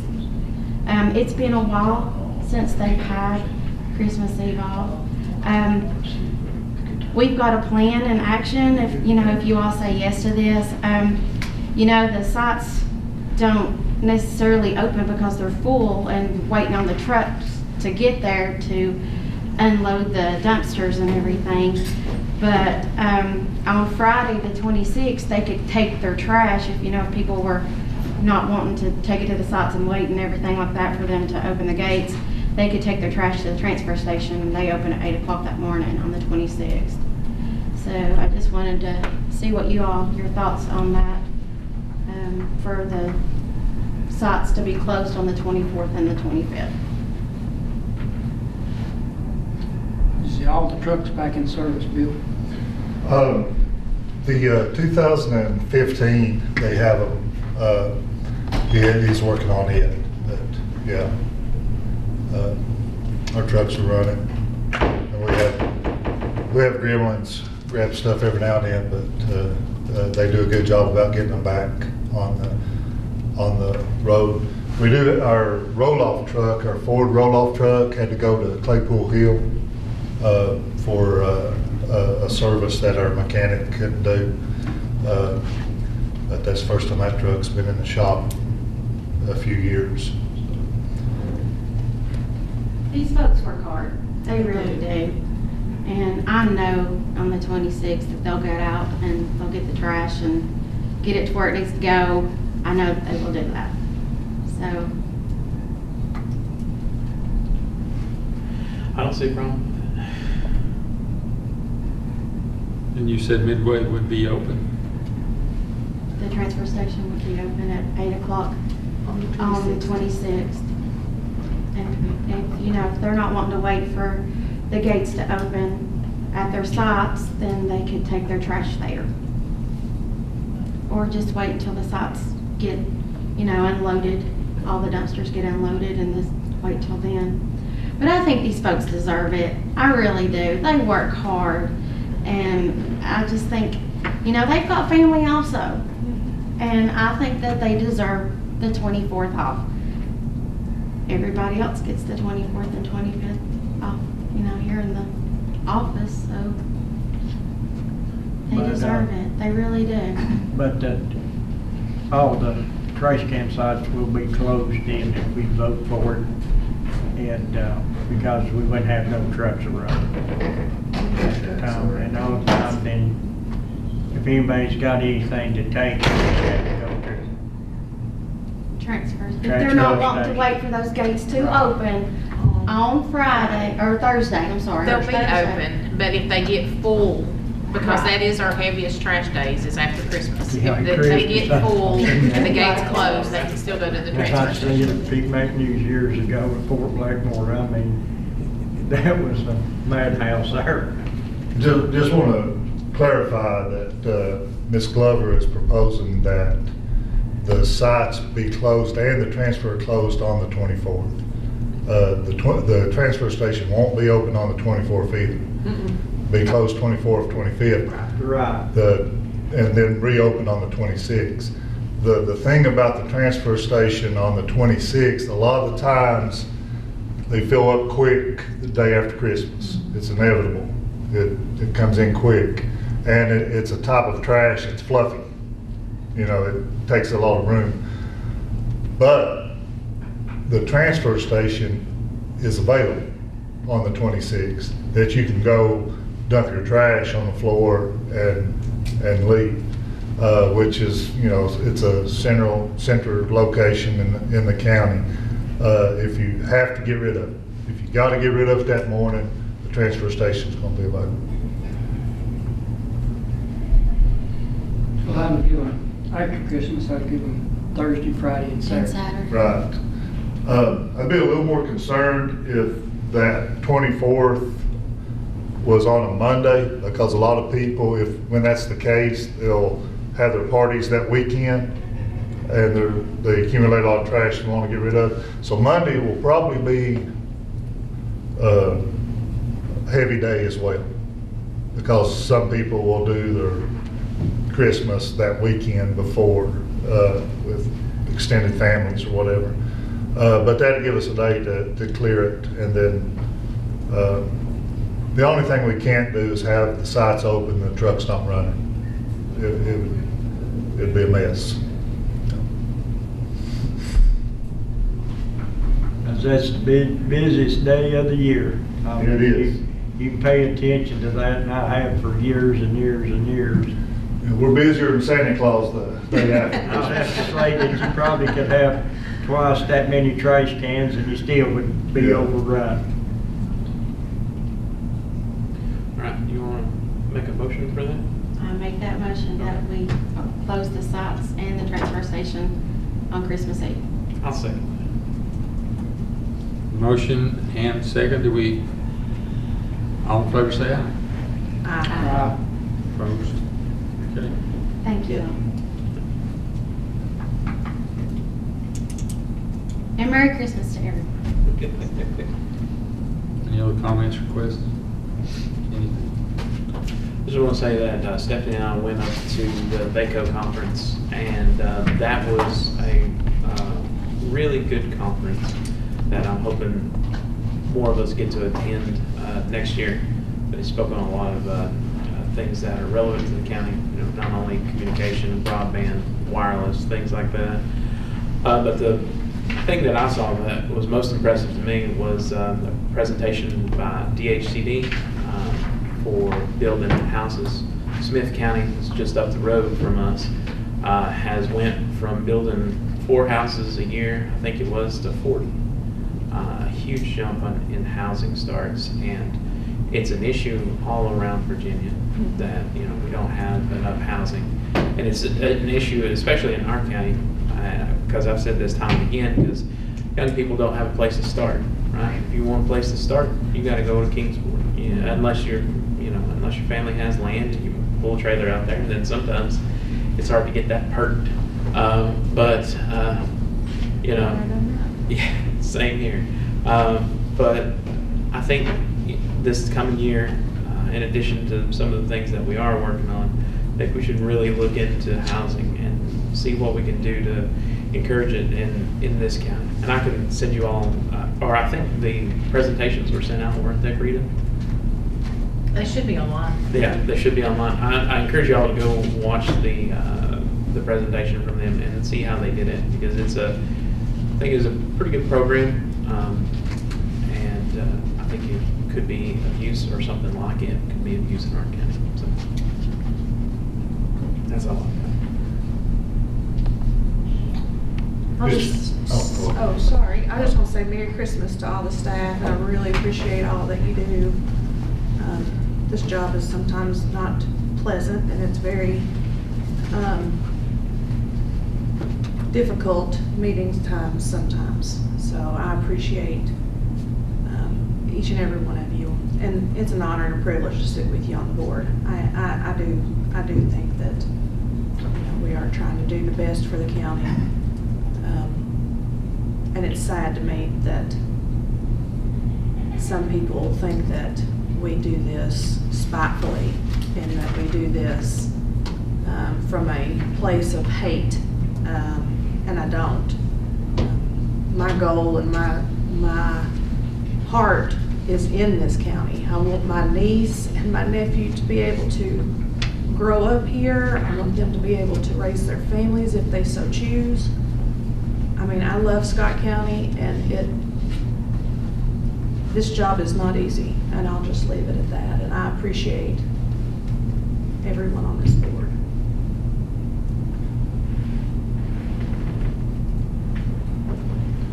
Mr. Chairman, can I approach the board? Yes. I wanted to address one thing that was mentioned during the citizen expression. A citizen talked about a specific case, and I can give you all the details on that. I won't in front of the cameras and stuff. But she also said that animal control aren't enforcing the Virginia Comprehensive Animal Laws. And I just want to let you know, since 2001, we have seized over 70 dogs because of inhumane conditions. And that's the ones we've seized, not to mention the number of dogs that we have contacted an owner and they've corrected the violations. Since 2001, in 3 years, 70-some dogs we have seized, plus the others. 20-some cows that were in inhumane conditions we've seized. We've seized horses, donkeys, and when I say we, I'm talking about one animal control officer and a litter control officer that backs him up, and vice versa.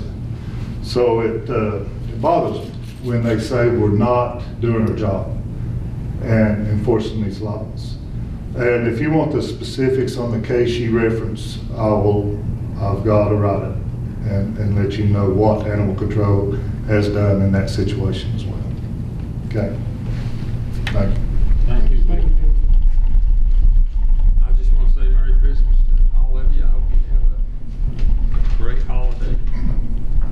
And